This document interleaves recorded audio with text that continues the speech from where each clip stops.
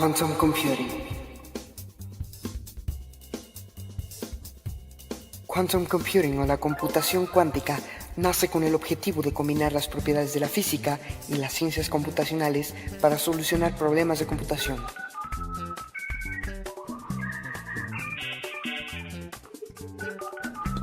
Al comienzo de la década de los 80 empezaron a surgir las primeras teorías que apuntaban a la posibilidad de realizar cálculos de naturaleza cuántica.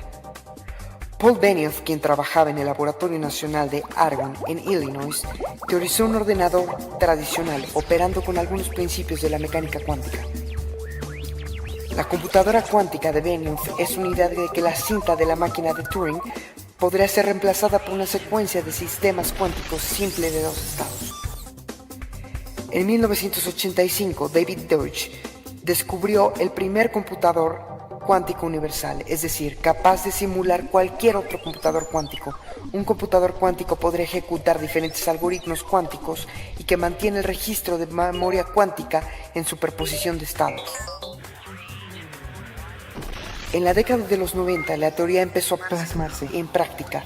Aparecieron los primeros algoritmos cuánticos, las primeras aplicaciones cuánticas y las primeras máquinas capaces de realizar cálculos cuánticos. Dan Simon, Charles Bennett, Peter Shor y Love Grover contribuyeron a llevar esto a cabo. También se iniciaron los primeros experimentos prácticos y se abrieron las puertas para empezar a implementar todos aquellos cálculos y experimentos que habían sido descritos teóricamente hasta entonces. En 1999 se realizaron los primeros qubits. Los investigadores de Los Álamos y el Instituto Tecnológico de Massachusetts consiguen propagar el primer qubit a través de una solución de aminoácidos.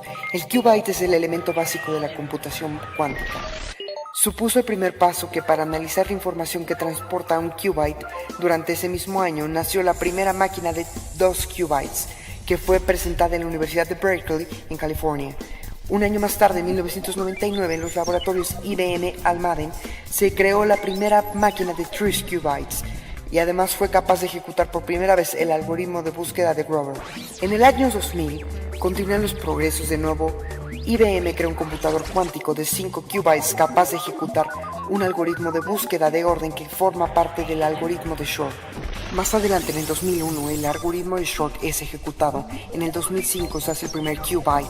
En el 2006 se hacen mejoras en el control del quantum. En 2007 se crea el D-Wave y el bus cuántico. En 2011 se crea la primera computadora cuántica vendida. Y en el 2013 se crea una computadora cuántica más rápida que un computador convencional. Hola, ¿qué tal? Vamos a hacer de esto algo divertido. A la mayoría de las personas que les preguntamos qué es Hype Cycles, quizá piensen en marca de pañales, pero no es eso. Créanme que no tiene nada que ver, así que vamos a ver realmente lo que significa. Vamos a buscar a nuestra primer víctima. Los alumnos de La Salle se reúnen a la hora de la salida, no, eso no queda. Pero bueno, estamos buscando una persona a la cual vamos a entrevistar. Dentro de todas estas, creo que voy a escoger a ninguno. Ok, eso no es parte, pero vamos a ver qué es lo que opinan de Hype Cycles.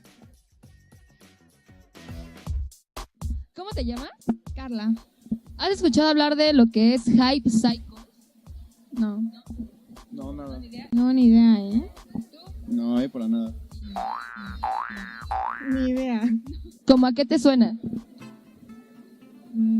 ¿Es un género o qué? No sé, algo de computadora o una fiesta. Como psicología. Bueno, drogas, mi buen punto. Como pudieron ver, no todos tienen la idea de que es un Hype Cycle. Algunos nos contestaron con, ¿es un género de música? A mí me suena como a computadoras, más o menos. Y otros dijeron a droga. No tiene nada que ver, pero vamos a ver lo que realmente es un Hype Cycle.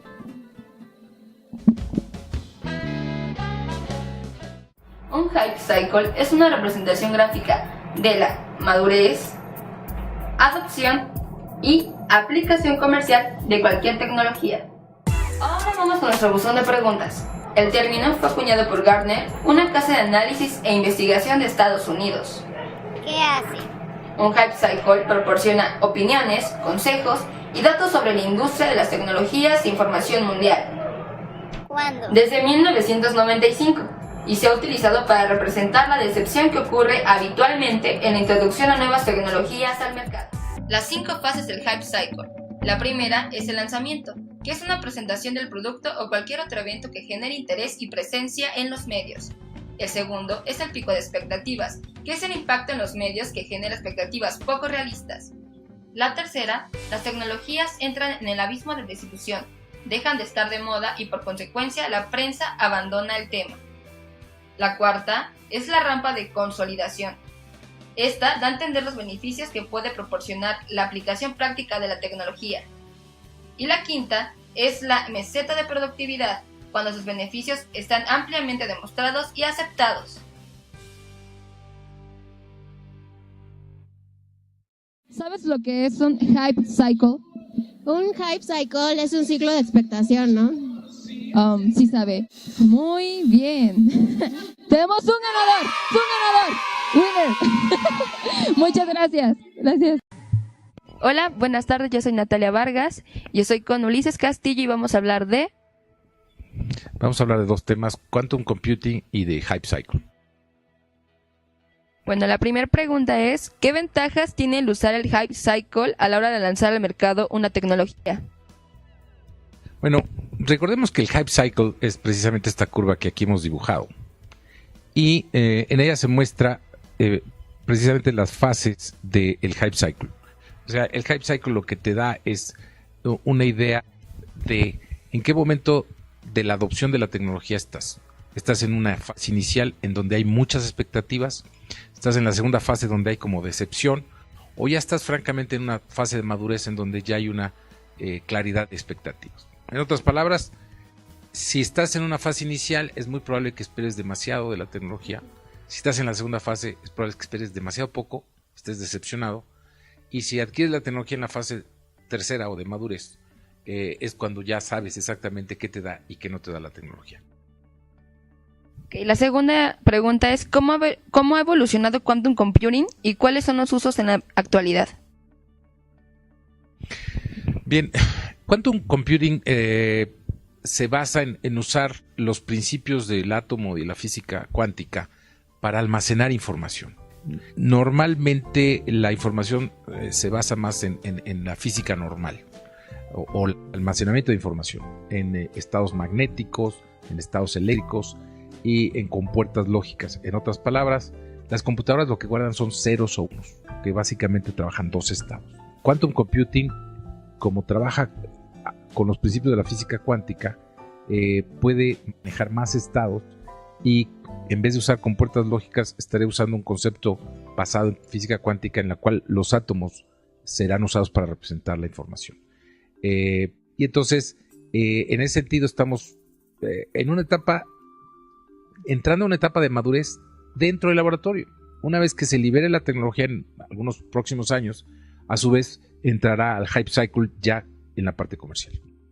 La tercera pregunta es, ¿qué relación existe entre Hype Cycle y Quantum Computing en lo que son las TICs? Cualquier nueva tecnología o evolución de la tecnología va típicamente a comportarse de acuerdo al Hype Cycle. Primero esperas mucho, ¿no?, hasta que llega un punto en donde la gente se decepciona y es demasiado pesimista, y luego ya llega una etapa de madurez. Quantum Computing lo que tiene hoy es más bien entrando a una etapa de madurez dentro del ciclo de laboratorio y luego ya claridad de expectativas y realismo.